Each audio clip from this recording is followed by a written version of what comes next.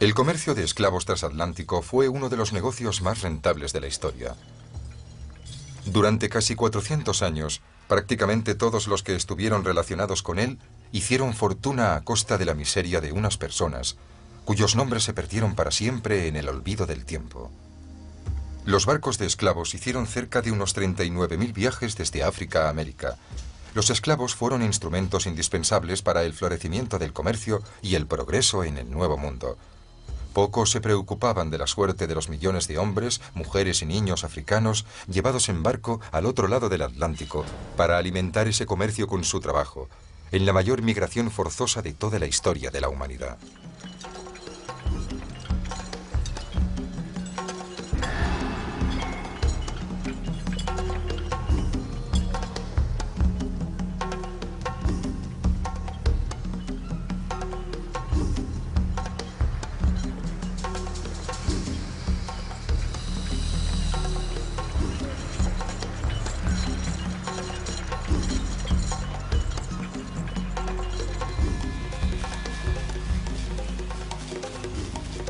Hacía solo 3 meses que a Sembe lo habían secuestrado en su casa.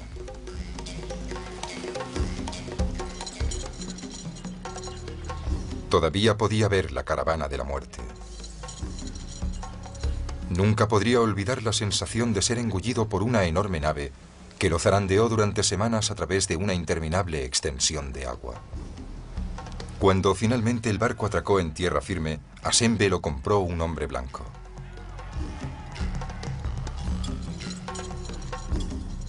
Ahora estaba en otro barco, rumbo a la plantación de ese hombre blanco. Desde la bodega se habían extendido terribles rumores que aseguraban que cuando llegaran a puerto, los hombres blancos matarían a los africanos y se los comerían.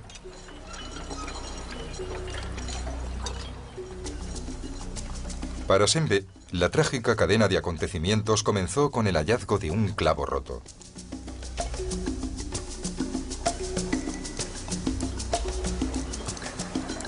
Lo utilizó para liberarse de sus grilletes.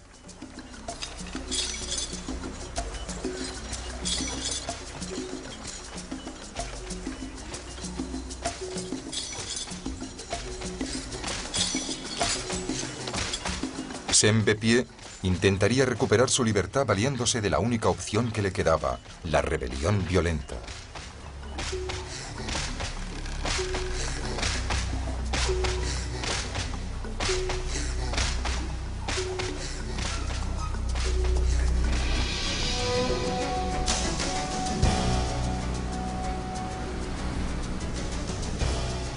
Entre 1699 y 1845 hubo más de 150 motines documentados a bordo de los barcos de esclavos.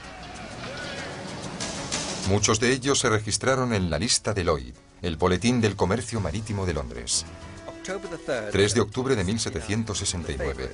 El favorita del capitán Dawson vuelve a salvo de África tras ser interceptado por unos nativos que le arrebataron 96 esclavos, además de todo el cargamento restante. El Nancy, comandada por el capitán Williams con 132 esclavos a bordo. Los esclavos cayeron sobre la tripulación e hirieron a varios de sus miembros.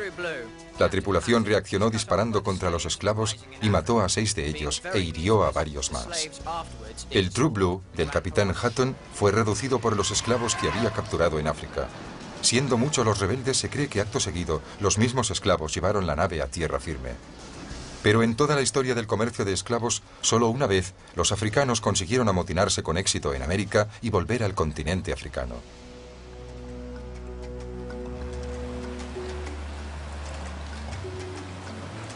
Fue en junio de 1839, a bordo de la goleta mercante cubana llamada Amistad, un nombre que resulta ciertamente paradójico. El líder de la rebelión fue Sembe Pie.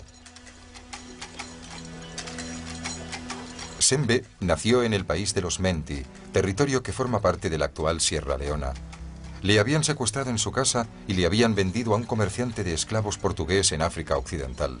Más tarde fue enviado a Cuba a bordo de un barco de esclavos ilegal con bandera portuguesa. En la actualidad, un equipo de historiadores lleva a cabo la construcción de una réplica de tamaño natural de la Amistad en Mystic Seaport, Connecticut.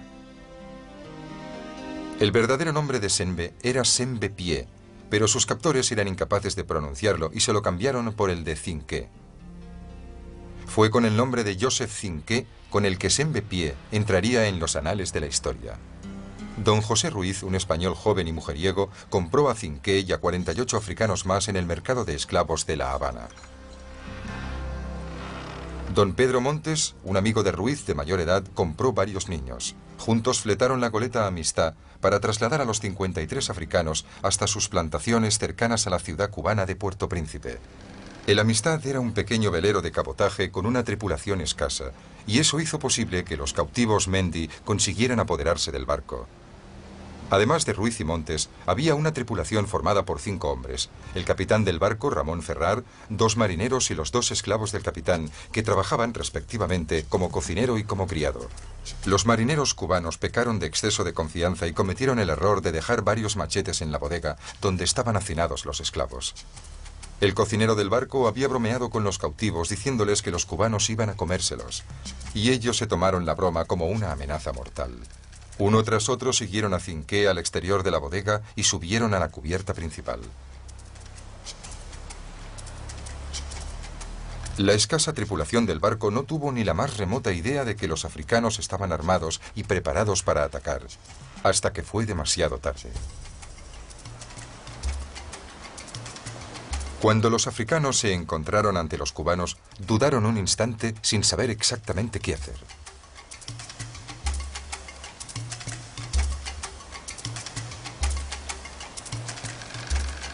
El capitán de la Amistad, Ramón Ferrar, ordenó a su asistente Antonio que arrojara pan a los africanos con la esperanza de que la comida les aplacase.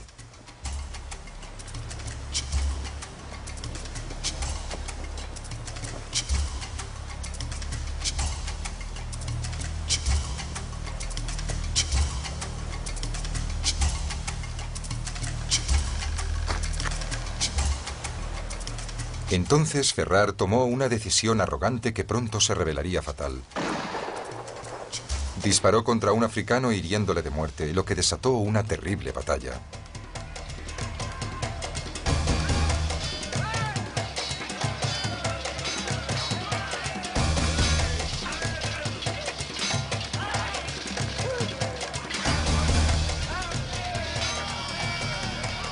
Durante el enfrentamiento, los africanos mataron al capitán Ferrar y al cocinero mulato. Ruiz y Montes fueron capturados por los africanos. El asistente tradujo el ultimátum de los africanos. Si quería seguir vivo, Montes debía poner rumbo a África.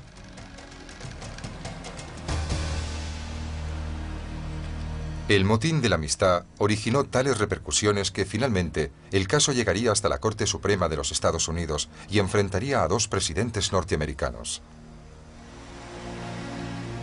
No hay ninguna duda de que el resultado hubiera sido muy diferente si Cinqué y sus compañeros hubieran intentado una rebelión a bordo de una nave negrera transatlántica con su tripulación al completo. Muy pocos cautivos osaron amotinarse después de que el barco hubiera abandonado África, en el infame viaje de violencia y muerte conocido como el Paso Intermedio. Cinqué y sus compañeros eran prisioneros en una goleta mercante con escasa tripulación. Las posibilidades que hubieran tenido de superar a la tripulación bien armada de una nave negrera transatlántica eran virtualmente inexistentes. En esas naves, los capitanes y la tripulación nunca bajaban la guardia. Eran como auténticas fortalezas armadas. El sufrimiento y la desesperación de los cautivos provocaban que los problemas de seguridad persistieran a lo largo de todo el Paso Intermedio, la etapa principal de la gran ruta triangular del mercado de esclavos. Era la ruta que seguían las naves negreras a través del Atlántico hasta América. La mayor parte de estos barcos transportaban africanos desde la costa occidental de África hasta Brasil y las Indias Occidentales. Aproximadamente solo un 5% de este cargamento humano llegaba a Estados Unidos. Una nave negrera convencional podía cubrir la distancia del Paso Intermedio en un tiempo que oscilaba entre 5 y 12 semanas. Para los traficantes la fórmula era muy simple. Reunir tantos africanos como fuera posible en la bodega del barco y después llevarlos vivos al mercado significaba asegurarse cuantiosos beneficios. Pero esto implicaba un dilema para los traficantes. ¿Cómo podían llevar hasta las costas del Nuevo Mundo el máximo número de africanos vivos? La mortalidad era alta. Se estima que entre el 15 y el 20% de los cautivos perecían durante el viaje. Cada esclavo disponía de un espacio de 70 centímetros y muchas veces se veían obligados a yacer sobre sus propias deposiciones por el modo en que estaban encadenados.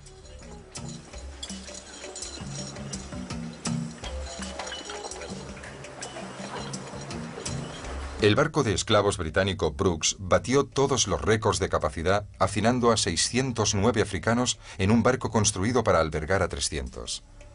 Hoy en día, algunos historiadores opinan que el hecho de que un barco estuviera más o menos lleno no era un factor decisivo en el índice de mortalidad en los esclavos.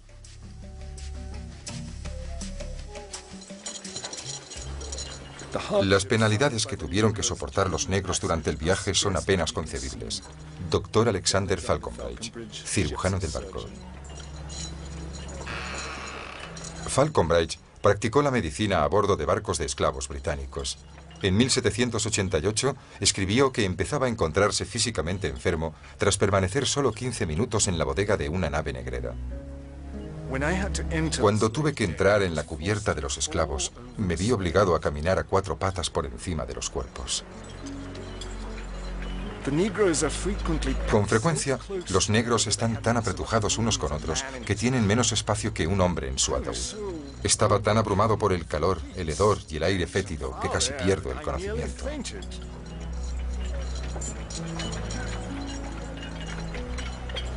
Solo con ayuda pude volver a la cubierta principal. Cientos de africanos disponían de tan solo 3 o 4 cubos grandes para hacer sus necesidades.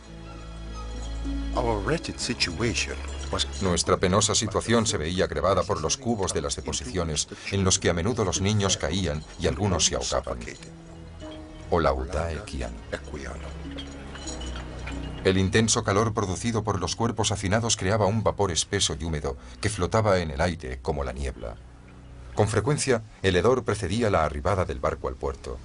A pesar de sus inhumanas condiciones, a esos infiernos flotantes les ponían nombres idílicos, como el Rama de Olivo, el Paloma o el Libertad. El más sarcástico de todos fue una nave negrera americana llamada simplemente Esperanza.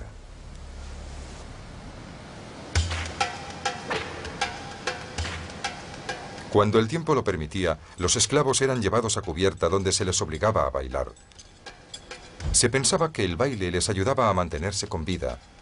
Los que no bailaban con suficiente entusiasmo eran azotados.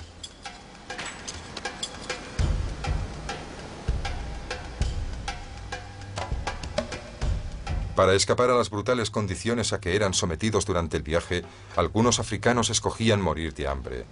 Pero los traficantes, simplemente con usar un instrumento llamado el speculum oris, conseguían hacerles cambiar de opinión. El antiguo esclavo Olaudae Equiano describió cómo los africanos, desesperadamente decididos a huir de aquellas naves, preferían terminar con sus propias vidas.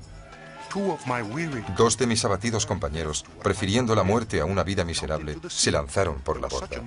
Hubo mucho ruido y confusión a bordo para soltar un bote que fuera a por los esclavos. Al final, los 2 desdichados perecieron ahogados. Olaudae Equiano.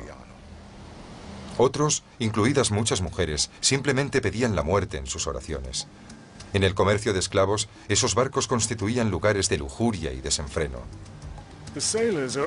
Se permite a los marineros tener relaciones con las mujeres negras y a veces cometen tales excesos que corrompen la naturaleza humana. Dr. Alexander Falconbridge, cirujano del barco. Nadie sabrá nunca cuántos africanos murieron durante la carnicería del llamado Paso Intermedio.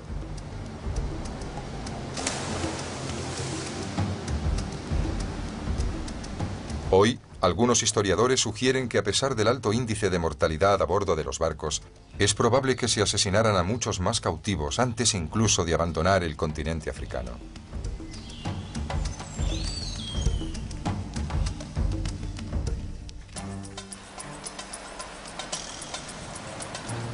A bordo de la Amistad, Sembe Pie se liberó a sí mismo y a otros luchando contra los hombres que intentaban esclavizarle. Otro africano, Olaudá Equiano, consiguió su libertad colaborando con sus amos.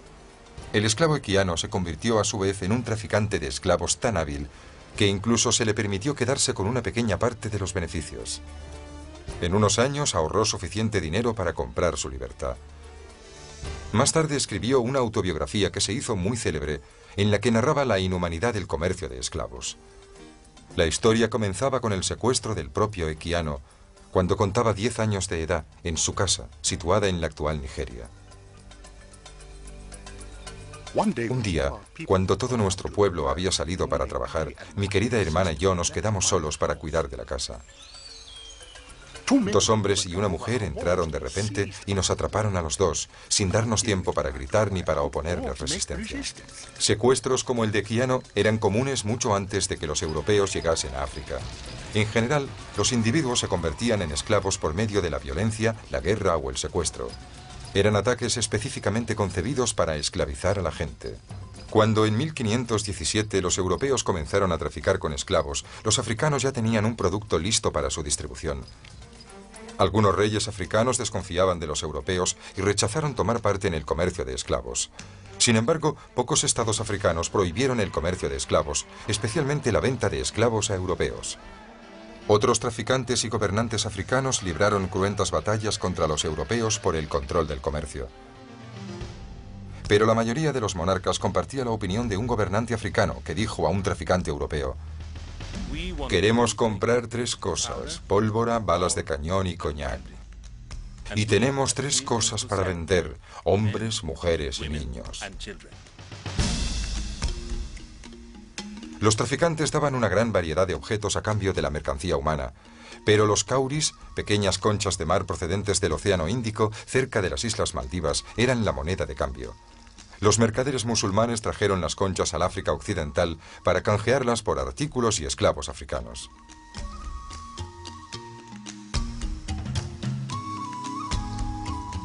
Por doquier se comerciaba con las conchas de cauri como moneda.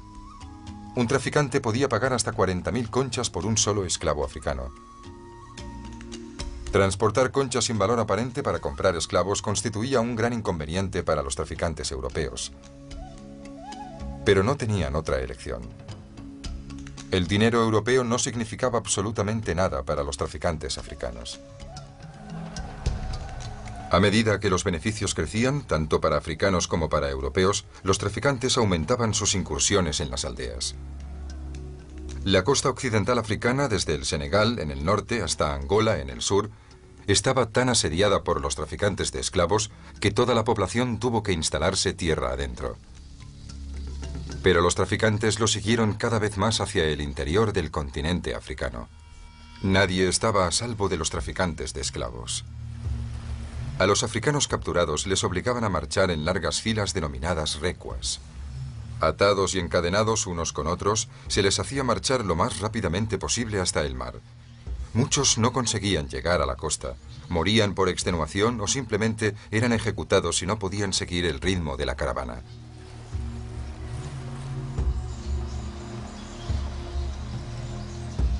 Los que sobrevivían eran vendidos a los intermediarios africanos o europeos, conocidos con el nombre de agentes.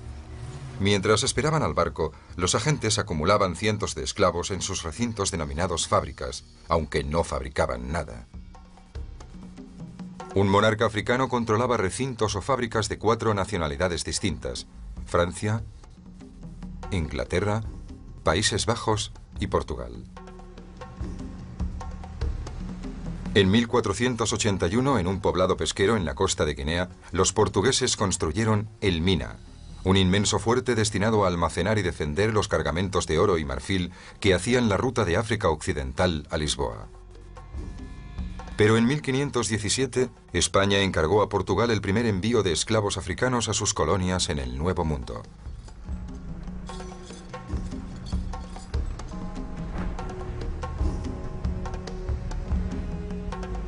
Con el tiempo, los esclavos se convertirían en una mercancía más preciada que el oro. En lugar de guardar oro y marfil, tras los altos y gruesos muros de la fortaleza de Elmina, sus patios endurecidos por el sol y sus enormes celdas oscuras se convirtieron en mazmorras y calabozos para recluir a los africanos capturados que esperaban para embarcar. Sin embargo, a pesar de poseer una fortaleza tan impresionante como Elmina, Portugal tuvo muy poca influencia sobre la clase dirigente africana, los poderosos reyes y los ricos traficantes que controlaban el comercio de esclavos. Pero en el fondo, el poder de los europeos era tan limitado como el alcance de sus mosquetes. Eso significaba que si las clases dirigentes africanas no hubieran sido cómplices de los europeos, estos no hubieran podido realizar sus batidas a lo largo de la costa a la caza del hombre.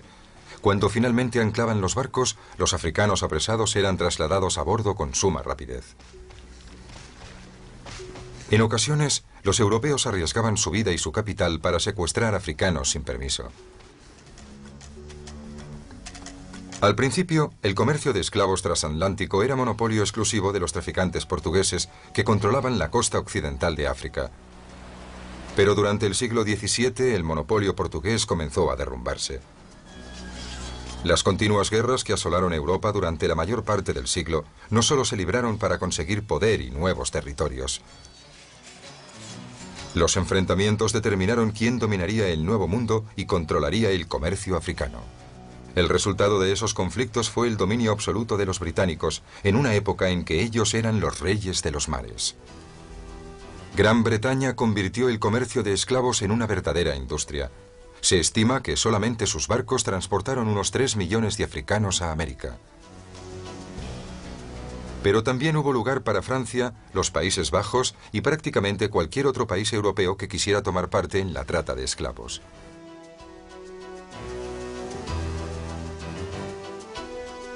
En el siglo XVIII, el dinero procedente del comercio de esclavos ayudó a construir las ciudades de Liverpool y Bristol, en Inglaterra, y la ciudad francesa de Nantes.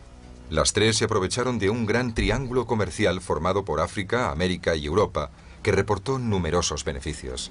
Las rivalidades para conseguir el control del comercio de esclavos dieron paso a las rivalidades en los negocios. La demanda para obtener cada vez más beneficios desató nuevas formas de crueldad. Hombres que poseían la autoridad suprema sobre la vida y la muerte de cada una de las personas que iba a bordo de una nave negrera.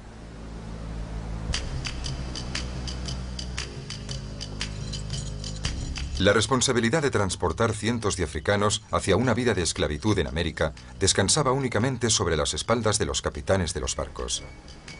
Gozaban del poder absoluto para hacer lo que fuera necesario a fin de llevar su cargamento humano hasta el mercado y obtener el máximo beneficio. Un capitán competente de un barco de esclavos era aquel que era respetado por sus patrones y temido por su tripulación y por los esclavos. Las órdenes del capitán eran ley y sus métodos de castigo eran casi siempre brutales. En aquella época la esclavitud era un hecho aceptado. Luke Collingwood puede ser considerado el peor capitán de barco de esclavos de la historia. Collingwood era el comandante del barco negrero británico Zong. En 1781, el Zong se acercaba a la isla de Jamaica, pero con las provisiones de agua potable casi agotadas. Temiendo que gran parte de su cargamento pereciera antes de llegar a Kingston, Collingwood prefirió cobrar el dinero del seguro por sus cautivos y dio la orden de lanzar por la borda a 132 africanos débiles o enfermos.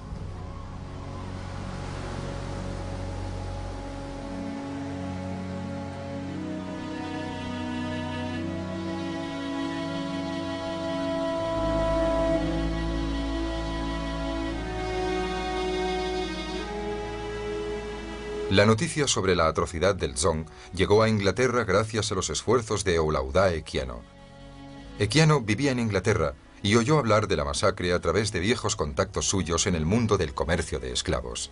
Expuso el incidente a los abolicionistas británicos con la esperanza de que se hiciera justicia, y su iniciativa contribuyó al nacimiento del movimiento contra la esclavitud en Gran Bretaña. Los propietarios del Zong fueron juzgados por fraude. Protesto, no hay pruebas de que se lanzara a esos negros por la borda después de las lluvias. Esa prueba está aquí, en la transcripción del proceso judicial. Por primera vez, el pueblo británico conoció los verdaderos horrores de los barcos de esclavos. Estaban anonadados y se sentían ultrajados. Uno de los hombres que expresó una de las condenas más duras contra la atrocidad del Zong fue el clérigo británico John Newton. Newton tenía conocimiento de primera mano sobre la brutalidad en las naves negreras porque él mismo había sido una vez capitán de una de esas naves. Newton se convirtió en un destacado ministro de la Iglesia y en sus sermones criticó duramente el comercio en el que había tomado parte. La costumbre, el ejemplo y el interés han cegado mis ojos. Debería haberme sentido embargado por la pena y el terror, si hubiera sabido o incluso sospechado que estaba actuando con maldad. En 1779, Newton compuso el himno Gracia Divina. Tal vez lo escribió como plegaria para recibir el perdón de la gente que sufrió y murió a bordo de su barco de esclavos.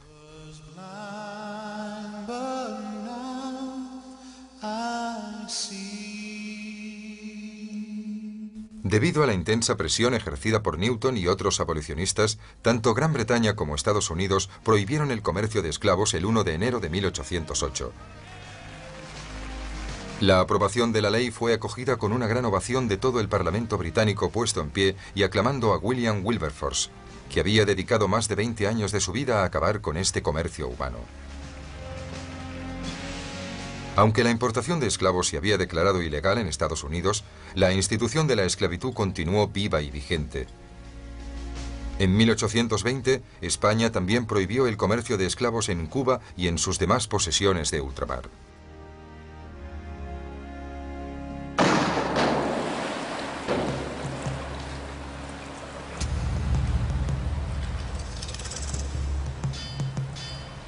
No obstante, para cuando Cinqué se hizo con el control de la Amistad, casi 20 años después, algunos capitanes renegados todavía transportaban cargamentos de africanos a América para venderlos como esclavos. Pero Cinqué había logrado lo imposible. Se había apoderado de la nave de su propio amo. Los dos hacendados españoles a bordo de la Amistad se llamaban Ruiz y Montes. Montes había sido capitán de barco y le ordenaron que pusiera rumbo hacia el este. Durante el día, Montes sí se dirigía hacia Levante, pero de noche no había ninguna luz que pudiera guiar a los africanos. Cinqué no podía saber que durante la noche don Pedro Montes cambiaba el rumbo de la Amistad, alejándose de África y dirigiéndose al norte, hacia Estados Unidos.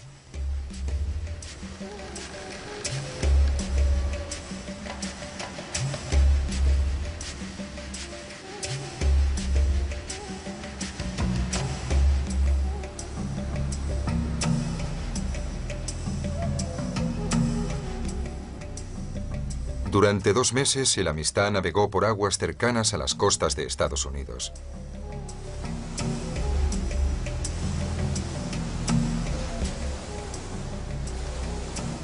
Varios africanos habían muerto por enfermedad o por deshidratación.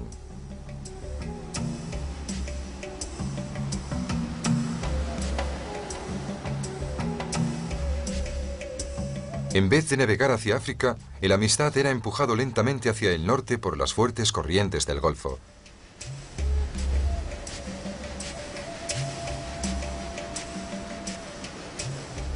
En el verano de 1839, los periódicos de las ciudades de la costa oriental de Estados Unidos publicaron terribles relatos sobre una misteriosa goleta que merodeaba por la costa y cuya tripulación eran piratas negros errantes.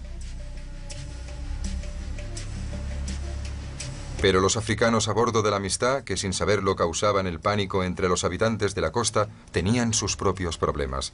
Cinqué necesitaba abastecerse de agua y comida con urgencia. Hizo que el Amistad echara anclas cerca de Punta Culloden, en el extremo nororiental de Long Island, en el estado de Nueva York. El guardacostas Washington de Estados Unidos avistó el Amistad y lo identificó como una nave pirata. Los africanos fueron detenidos y el Amistad quedó bajo custodia. Primero los trasladaron hasta New London a través de Long Island y después a New Haven, donde debieron responder a los cargos presentados contra ellos ante un tribunal de Connecticut. España exigió al presidente Martin Van Buren que devolviera a los africanos a Cuba. Van Buren accedió en privado a las pretensiones españolas. Pero entonces los medios de comunicación de la época se enteraron de lo sucedido. El motín fue presentado de una forma sensacionalista, como una batalla épica y colosal entre africanos y españoles. Los africanos se convirtieron en celebridades. El propio Cinqué fue considerado heroico protagonista de una pintura que le representaba como un príncipe africano semejante a un dios. Los abolicionistas del norte se unieron para luchar al lado de los africanos. Era la ocasión para atraer la atención del público hacia sus radicales puntos de vista sobre la esclavitud y un factor que podía unir a todos los abolicionistas de Estados Unidos. Por consiguiente, fue una oportunidad excepcional en un momento clave de la difusión del movimiento abolicionista. El famoso abolicionista Louis Tappan hizo una llamada solicitando el respaldo popular para crear un fondo destinado a la defensa de Cinqué y sus hombres.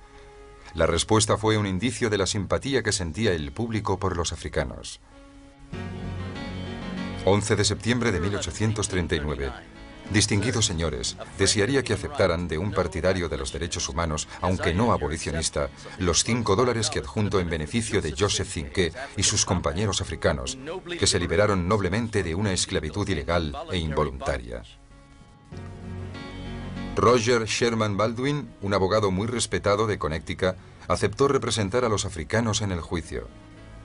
Sin embargo, para el presidente Martin Van Buren, los africanos de la Amistad se estaban convirtiendo en un cáncer político que debía extirparse.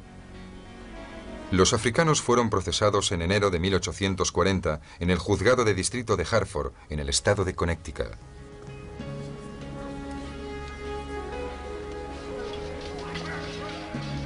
No había ninguna duda de que se había producido un motín a bordo de la Amistad. El dilema se centraba en si ahora se debía considerar a esos africanos como bienes y por tanto ser restituidos a sus amos, o si debía tratárseles como seres humanos con derecho a ser libres. Baldwin argumentó que desde el momento en que España había prohibido el comercio de esclavos a Cuba, 19 años antes, los africanos de la Amistad no podían considerarse legalmente esclavos. Durante la vista, el presidente Van Buren ordenó en secreto que un buque de los Estados Unidos, el Grampus, se dirigiera hacia Connecticut. Si el tribunal dictaba sentencia desfavorable a los africanos, el Grampus se encargaría de devolverlos inmediatamente a Cuba antes de que pudiera iniciarse el proceso de apelación. Cuando fue revelada la misión del Grampus, llegaron noticias de un segundo barco que le seguía. Ese misterioso barco, supuestamente votado por los abolicionistas, debía llevar secretamente a los africanos hasta Canadá si el veredicto les era desfavorable. El veredicto llegó el 13 de enero de 1840. La decisión del juez Andrew Jackson sorprendió a todo el mundo. Jackson decretó que Cinqué y sus compañeros eran negros libres de África, que habían sido vendidos ilícitamente como esclavos, y ordenó al gobierno que los devolviera a su tierra de origen. Pero el presidente Van Buren apeló la sentencia. El caso de la Amistad fue trasladado a la Corte Suprema de los Estados Unidos.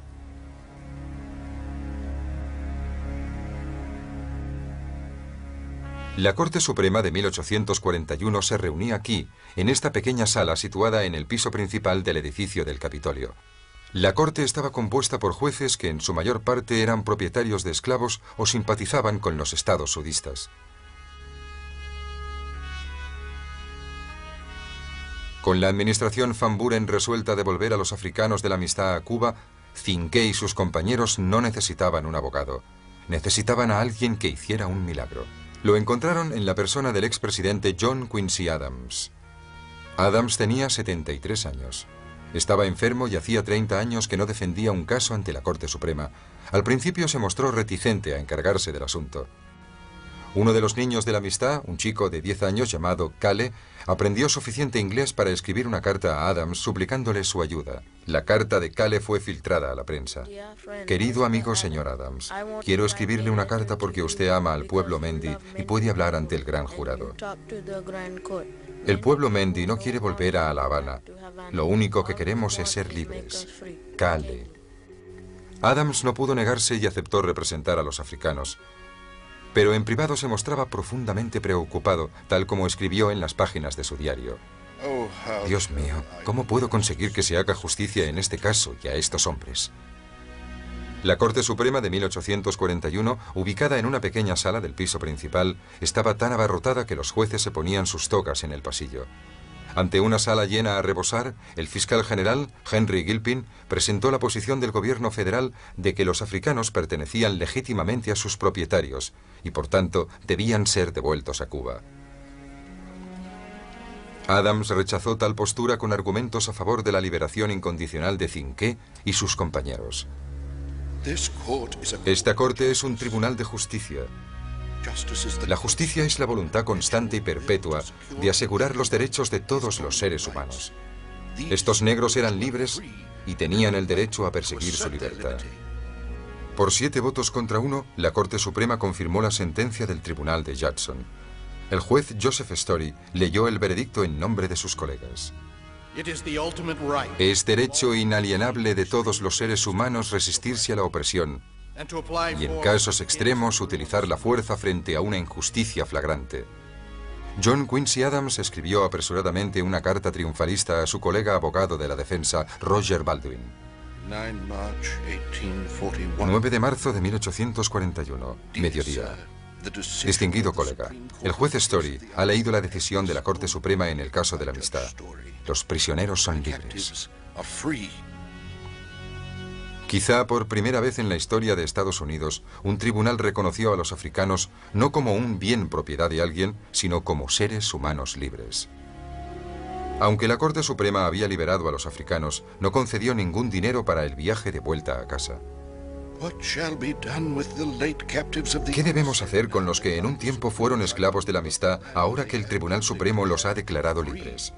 John Quincy Adams. Los abolicionistas trasladaron a Cinqué y a su gente a Farmington, en el estado de Connecticut, una ciudad marcadamente abolicionista, con una de las estaciones de ferrocarril subterráneo más importantes de la zona. Vivirían allí hasta que se pudiera reunir el dinero necesario para enviarles de regreso a casa. Los africanos estaban impacientes por volver a su tierra, pero no había bastante dinero para hacer partir el amistad. Los abolicionistas iniciaron una gira con los africanos para recaudar fondos. Cantaban himnos religiosos en las iglesias de Nueva Inglaterra. Cinqué sorprendió a toda una congregación cuando subió al púlpito de una iglesia de Connecticut y leyó unos versículos de la Biblia en inglés. Y el Señor habló a Moisés: Ve a ver al faraón y dile, deja marchar a mi pueblo. Palabra del Señor.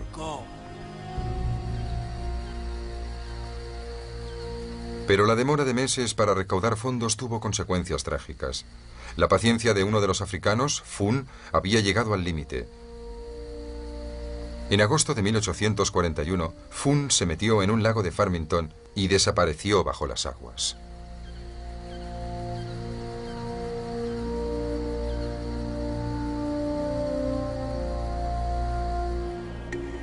Al igual que muchos africanos arrancados de su tierra por los barcos de esclavos, Fun pudo haber muerto ahogado porque había decidido que había llegado el momento de volver a casa. Sin embargo, su muerte afectó mucho a los amigos de la amistad. El incidente les apremió a conseguir el dinero que permitiera volver a casa a los demás africanos. Al fin reunieron suficientes fondos para fletar el velero británico Gentleman y llevar a los africanos de vuelta a Sierra Leona, su tierra de origen. En enero de 1842, casi 2 años después del motín, finalmente Cinqué llegó con 34 supervivientes de los 53 africanos de la amistad a su tierra, en la actual Sierra Leona, en África Occidental. A pesar de la victoria de los africanos, barcos de renegados continuaron importando esclavos africanos ilegalmente durante más de 40 años. No fue hasta 1888, con la prohibición del comercio de esclavos en Brasil, cuando desapareció el último gran mercado de esclavos del Nuevo Mundo. El reinado de las naves negreras terminó, dejando atrás, retorciéndose lentamente tras su estela, los fantasmas de 350 años de secuestros, de infernales bodegas abarrotadas de esclavos, de enfermedades, de muerte y de luchas violentas por la libertad.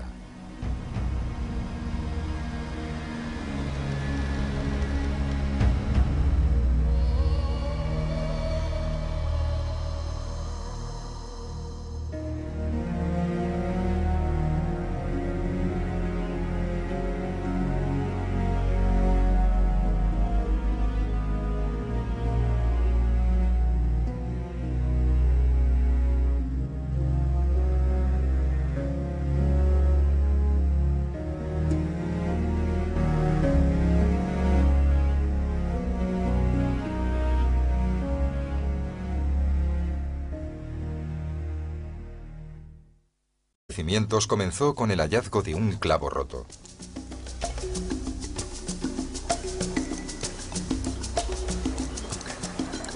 Lo utilizó para liberarse de sus grilletes.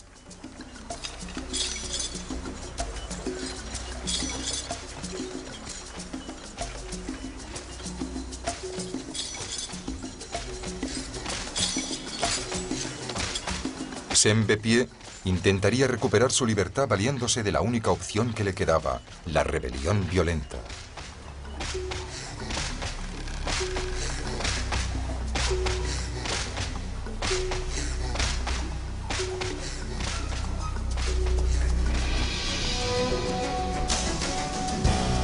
Los africanos llevados en barco al otro lado del Atlántico para alimentar ese comercio con su trabajo, en la mayor migración forzosa de toda la historia de la humanidad.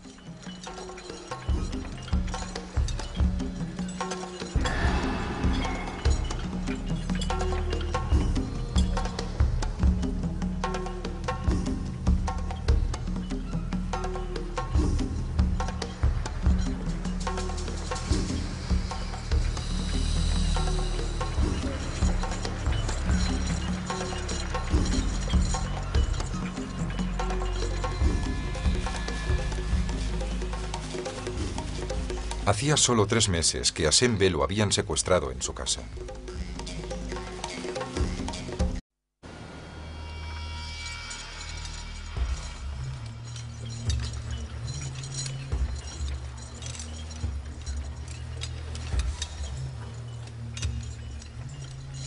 El comercio de esclavos transatlántico fue uno de los negocios más rentables de la historia.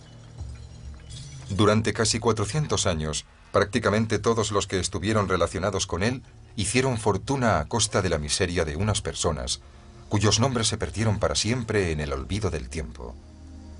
Los barcos de esclavos hicieron cerca de unos 39.000 viajes desde África a América. Los esclavos fueron instrumentos indispensables para el florecimiento del comercio y el progreso en el Nuevo Mundo. Pocos se preocupaban de la suerte de los millones de hombres, mujeres y niños. Todavía podía ver la caravana de la muerte. Nunca podría olvidar la sensación de ser engullido por una enorme nave que lo zarandeó durante semanas a través de una interminable extensión de agua. Cuando finalmente el barco atracó en tierra firme, a Sembe lo compró un hombre blanco.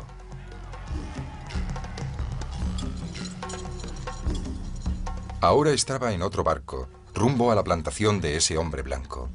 Desde la bodega se habían extendido terribles rumores que aseguraban que cuando llegaran a puerto, los hombres blancos matarían a los africanos y se los comerían.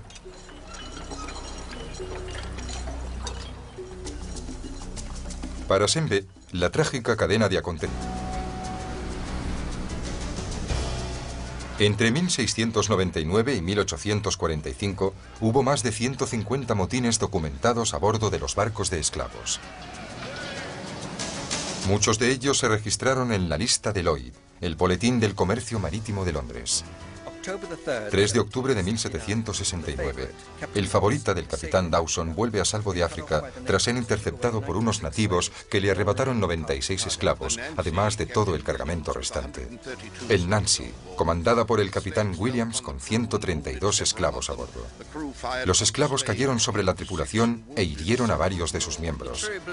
La tripulación reaccionó disparando contra los esclavos y mató a 6 de ellos e hirió